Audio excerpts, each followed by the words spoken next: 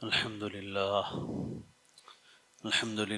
نحمده ونستعينه ونستغفره ونؤمن به ونتوكل عليه ونعوذ بالله من شرور أنفسنا ومن سيئات أعمالنا من يهد الله فلا مضل له ومن يضلل فلا هادي له نشهد أن لا إله إلا الله وحده لا شريك له ونشهد أن سيدنا ونبينا ومولانا محمدا عبده ورسوله صلى الله تعالى عليه وعلى آله وأصحابه وأتباعه وأزواجه وذرياته وبارك وسلم تسليما كثيرا كثيرا أما بعد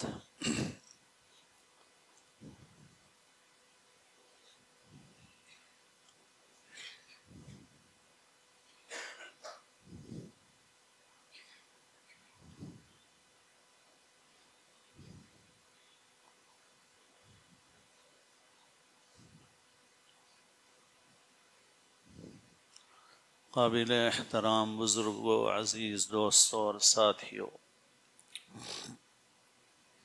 اللہ تعالیٰ نے قرآن مجید میں ارشاد فرمایا ہے: اعوذ باللہ من الشیطان الرجیم بسم اللہ الرحمن الرحیم فلولا كانت قرية آمنت فنفعها إيمانها إلا قوم يونس لما آمنوا كشفنا عنهم عذاب الخزي في الحياة الدنيا ومتعناهم إلى حين۔ اللہ تعالیٰ نے اس آیت مبارکہ میں حضرت یونس علیہ السلام کی قوم کا نمونہ ذکر فرمایا، اور فرمایا کہ قوم یونس نے جب توبہ کی اور ایمان کو اختیار کر لیا تو اللہ تعالیٰ نے ان پر آئے ہوئے عذاب کو ان سے ٹال دیا اور ہٹا دیا۔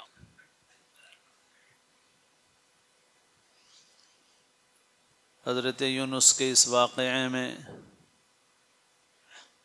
انسانوں کے لیے بڑا سبق ہے، اور وہ سبق یہ ہے کہ جب کوئی عذاب آئے تو اس عذاب سے بچنے کا طریقہ یہ ہے کہ اللہ کی طرف رجوع اور توبہ اختیار کرو۔ حضرت خواجہ عزیز الحسن صاحب مجذوب علیہ الرحمہ نے فرمایا: بلائیں تیر اور فلک کا ماں ہے، چلانے والا شہ شہاں ہے، اسی کے زیر قدم اماں ہے، بس اور کوئی مفر نہیں ہے۔ یعنی آسمان سے اگر تیر چل رہے ہوں تو جس کے حکم سے یہ تیر چل رہے ہیں بس اسی کے قدموں میں آ جاؤ، اس کے سوا کوئی پناہ کی جگہ نہیں ہے۔ لا ملجأ ولا منجا من اللہ الا الیہ، پناہ کی کوئی جگہ نہیں ہے، بچاؤ کی کوئی جگہ نہیں ہے، اللہ کے عذاب سے بچ کے کہیں نہیں جا سکتے، بس ایک ہی راستہ ہے، وہ یہ ہے کہ اللہ کی طرف لوٹ آؤ، اللہ کی طرف رجوع اختیار کرو۔ حضرت یونس علیہ السلام نے اپنی قوم کو باخبر کر دیا تھا کہ تم پر اللہ کا عذاب آنے والا ہے، اور قوم یونس نے دیکھ لیا۔ حضرت یونس بستی سے روانہ ہو گئے، اس کے بعد قوم نے دیکھا کہ ایک گہرا بادل آ گیا ہے۔ اس گہرے بادل کو دیکھ کر قوم یونس کا جو رد عمل تھا، وہ رد عمل ان کے لیے نجات کا ذریعہ بن گیا۔ دوسری قومیں وہ ہیں کہ جنہوں نے اسی طرح کے عذاب کے آثار اور بادل دیکھے مگر ان کا رد عمل دوسرا تھا۔ فلما رأوه عارضا مستقبل أوديتهم قالوا هذا عارض ممطرنا بل هو ما استعجلتم به ريح فيها عذاب أليم۔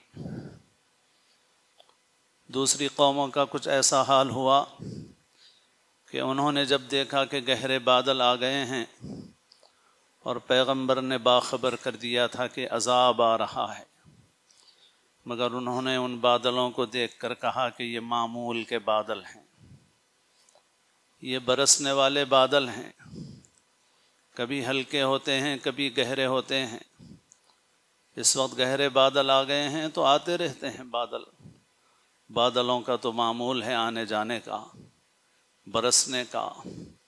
اللہ سے ڈرے نہیں، وہ اللہ کی طرف رجوع نہیں اختیار کیا، توبہ نہیں کی، بلکہ غفلت اور اکڑ ہی میں رہے۔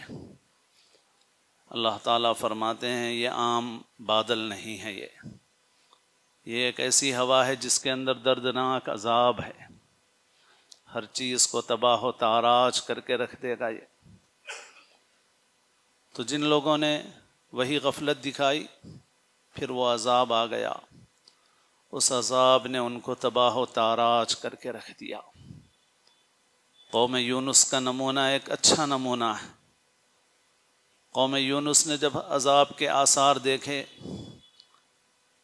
تو ڈر گئے، اللہ کی طرف رجوع ہو گئے، اگرچہ کہ حضرت یونس بستی سے چلے گئے تھے، مگر اس کے باوجود بھی انہوں نے اللہ کو منانے کا راستہ ڈھونڈ لیا، اور وہ اپنی عورتوں کو، بچوں کو، سب کو لے کر جنگل میں نکل پڑے اور آہوزاری شروع کر دی، رونا پلانا، اللہ سے مانگنا شروع کر دیا۔ یا اللہ، ہم یونس جس پیغام کی طرف بلاتے ہیں ہم نے اسے قبول کیا، ہم آپ پر ایمان لاتے ہیں، آپ اس عذاب کو ہم سے دفع کر دیجیے۔ اللہ نے اس عذاب کو دفع کر دیا۔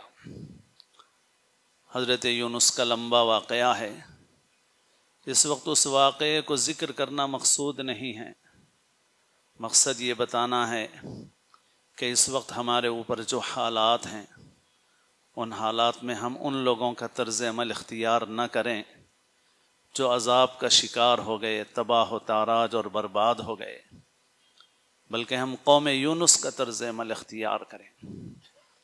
اس وقت حالات ہمارے لیے بہت ہی نازک ہیں، اللہ تعالیٰ کا نظام ہے، عذاب کی بھی مختلف شکلیں ہوتی ہیں۔ وَقَضَيْنَا إِلَىٰ بَنِي إِسْرَائِيلَ فِي الْكِتَابِ لَتُفْسِدُنَّ فِي الْأَرْضِ مَرَّتَيْنِ وَلَتَعْلُنَّ عُلُوًّا كَبِيرًا فَإِذَا جَاءَ وَعْدُ أُولَاهُمَا بَعَثْنَا عَلَيْكُمْ عِبَادًا لَنَا أُولِي بَأْسٍ شَدِيدٍ فَجَاسُوا خِلَالَ الدِّيَارِ وَكَانَ وَعْدًا مَفْعُولًا۔ بنی اسرائیل اپنے وقت کے مسلمان تھے، وہ خدا کے محبوب تھے، وہ خدا کے نزدیک ایک ایسی امت تھی جو اس وقت کی سب سے بہترین امت تھی، مگر اللہ تعالیٰ نے ان کو باخبر کر دیا تھا کہ اگر تم نے نافرمانی، سرکشی اختیار کی تو تمہارے اوپر عذاب آئے گا۔ کیسے آئے گا عذاب؟ ہمارے کچھ طاقتور بندے مسلط کیے جائیں گے تمہارے اوپر۔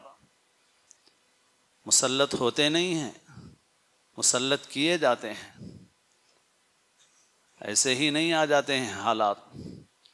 اللہ کے حکم کے بغیر کوئی پتہ نہیں ہلتا۔ تو ہے مومن، تیری کیوں غیر پہ جاتی ہے نظر، شرم کی بات ہے واللہ غیرت کا مقام، نافع و ضار جز اللہ نہیں ہے کوئی، تو موحد ہے تو پھر شرک سے تجھ کو کیا کام، نہیں اللہ پہ ہے تیری نظر صد افسوس، تجھ کو گھیرے ہوئے رہتے ہیں اسی سے اوہام۔ اللہ کے حکم کے بغیر نہیں ہوتا، بندے خدا کے حکم سے مسلط ہوتے ہیں۔ عذاب کی مختلف شکلیں ہیں، کبھی فرشتوں کے ذریعے عذاب دیا جاتا ہے، کبھی ظالموں کو مسلط کیا جاتا ہے، اور ان کو بھی باخبر کر دیا گیا تھا کہ جب تم جیسا طرز عمل اختیار کرو گے ہم تمہارے ساتھ ویسا ہی معاملہ کریں گے۔ وَإِنْ عُدْتُمْ عُدْنَا۔ اللہ تعالیٰ نے قرآن مجید میں ایک جگہ ارشاد فرمایا وَأَقِيمُوا الصَّلَاةَ وَآتُوا الزَّكَاةَ وَأَطِيعُوا الرَّسُولَ لَعَلَّكُمْ تُرْحَمُونَ۔ نماز قائم کرو، زکوٰۃ ادا کرو، اور رسول کی پیغمبر کی اطاعت کرو، کہنا مانو تاکہ تم پر رحم کیا جائے۔ اللہ کی رحمت کو لینے کا راستہ بس یہی ہے، اللہ اور اس کے رسول صلی اللہ علیہ وسلم کی اطاعت، نماز قائم کرنا، زکوٰۃ ادا کرنا۔ توبوا الی اللہ جمیعا ایھا المؤمنون لعلکم تفلحون، اے ایمان والو تم سب کے سب اللہ کی طرف لوٹ آؤ تاکہ تم فلاح اور کامیابی پا جاؤ۔ حدیث مشہور ہے، بار بار ہم سنتے رہتے ہیں اس کو، کہ رسول اللہ صلی اللہ علیہ وسلم نے فرمایا کہ ان قریب ایسا وقت آئے گا کہ تمہارے اوپر قومیں ایسے ٹوٹ پڑیں گی جیسے کھانے والے دسترخوان پر ٹوٹ پڑتے ہیں۔ تو پوچھنے والوں نے پوچھا کہ اللہ کے رسول صلی اللہ علیہ وسلم، کیا اس وقت ہماری تعداد کم ہوگی؟ تو آپ نے فرمایا نہیں، بل انتم کثیر، بلکہ تمہاری تعداد بہت زیادہ ہوگی۔ وَلَكِنَّكُمْ غُثَاءٌ كَغُثَاءِ السَّيْلِ، لیکن تم سیلاب کے پانی پر جیسے تنکے رہتے ہیں، کوڑا کرکٹ کچرا رہتا ہے، پورے پانی پر پھیلا ہوا ہوتا ہے، ایسے ہی تم تعداد میں بہت رہو گے لیکن بے حقیقت، بے وزن، بے قیمت رہو گے۔ پھر آگے کیا فرمایا آپ نے؟ وَلَيَنزِعَنَّ اللَّهُ مِن صُدُورِ عَدُوِّكُمُ الْمَهَابَةَ مِنكُمْ وَلَيَقْذِفَنَّ اللَّهُ فِي قُلُوبِكُمُ الْوَهْنَ، کہ اللہ تعالیٰ تمہارے دشمنوں کے دلوں سے تمہاری ہیبت کو نکال دے گا، تمہارا ڈر نکل جائے گا، رعب نکل جائے گا، ہیبت نکل جائے گی۔ ان کے دل مضبوط ہو جائیں گے۔ اللہ کی طرف سے ہوگا یہ۔ کیوں ہوگا؟ ہمارے اعمال کی وجہ سے ہوگا، ہمارے اعمال کی وجہ سے ہوگا۔ اگر مومن واقعی مومن بن جائے تو مومن کو ہتھیار کی بھی ضرورت نہیں پڑتی، مومن ہے تو بے تیغ بھی لڑتا ہے سپاہی۔ لیکن اگر ایمان نہیں ہے، اعمال نہیں ہیں، اخلاق خراب ہیں، کردار خراب ہے، تو پھر اندر کمزوری آ جاتی ہے۔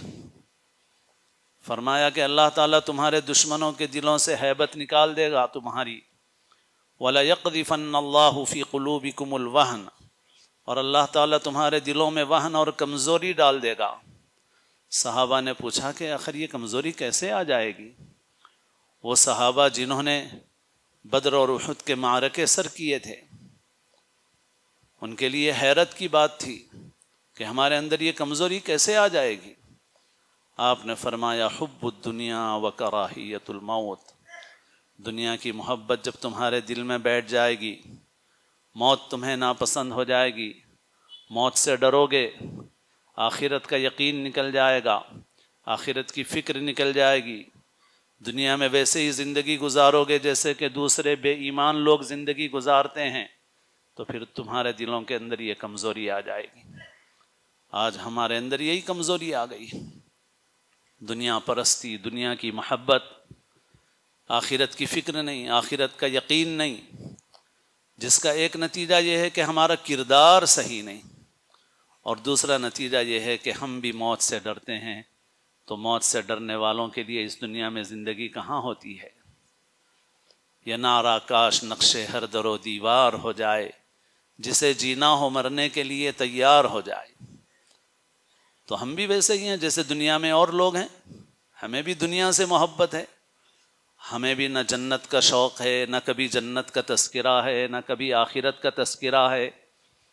ہم بھی دنیا سے نکلنا نہیں چاہتے، آخرت کا نہ ذکر ہے نہ فکر ہے، دنیا چھائی ہوئی ہے، ہم بھی دنیا میں ڈوبے ہوئے ہیں، ہمارے بچے بھی دنیا میں ڈوب رہے ہیں، ہم اپنے بچوں کی تربیت اسی بنیاد پہ کر رہے ہیں۔ دنیا بنانا ہے، فیوچر بنانا ہے، فیوچر کافر کی نظر میں بھی وہی ہے، فیوچر مسلمان کی نظر میں بھی وہی ہے، مستقبل مسلمان کی نظر میں بھی وہی ہے جو کافر کی نظر میں ہے، تو کیسا مسلمان ہے یہ؟ بس دنیا کی محبت دلوں میں رچ بس گئی، جس نے ایک تو کردار خراب کر دیا، معاملات خراب کر دیے، اخلاق خراب کر دیے۔ نہ ہم تجارت سے مسلمان نظر آتے ہیں، نہ معاملات سے مسلمان نظر آتے ہیں، نہ معاشرت سے مسلمان نظر آتے ہیں، کیونکہ ہمیں آخرت کی کوئی فکر ہی نہیں، آخرت کا یقین ہی نہیں۔ ہمیں لگتا ہے کہ اس چیز کو جھوٹ بولنے سے، دھوکہ دے کر بیچنے سے 4 پیسے کا فائدہ ہو سکتا ہے، تو ہمیں آخرت کی کوئی فکر نہیں ہے، والعیاذ باللہ والعیاذ باللہ۔ ہم کہتے ہیں بھئی یہ 4 پیسے کا فائدہ ہمیں چاہیے۔ میراث کی صحیح تقسیم نہ کرو تو اللہ کا عذاب آئے گا، یتیموں کا مال کھاؤ گے تو پیٹ میں آگ کھا رہے ہو، ایک کان سے سنتے ہیں دوسرے کان سے نکال دیتے ہیں۔ ہمارے عمل پہ کوئی فرق نہیں پڑتا اس کا، ہم تقریریں سنتے ہیں لیکن ہمارے عمل پہ کوئی فرق نہیں پڑتا۔ جب ترکے کی تقسیم کا معاملہ آتا ہے تو جو ہڑپ کرنا ہو ہم ہڑپ کر لیتے ہیں۔ ہماری معاشرت بستیوں کے اندر ویسی ہے، ہمارا کردار خراب ہو گیا۔ دوسرے یہ کہ ہمارے اندر بزدلی پیدا ہو گئی، کمزوری ایسی آ گئی کہ بزدل ہو گئے ہم، کیونکہ ہم دنیا سے نکلنا نہیں چاہتے۔ بس یہ حال ہو۔ تو اللہ کے رسول صلی اللہ علیہ وسلم نے جو بات بتائی تھی بس وہی مرض ہے ہمارا، جو علاج حضور نے بتایا وہی ہمارے لیے علاج ہے۔ آپ نے فرمایا جب یہ آئے گا پھر تم بے وقت، بے قیمت، بے وزن ہو جاؤ گے۔ میرے دوستوں اور بزرگوں، اس وقت 2 باتیں عرض کرنا چاہ رہا تھا، اور شروع کی یہ باتیں کچھ لمبی ہو گئیں۔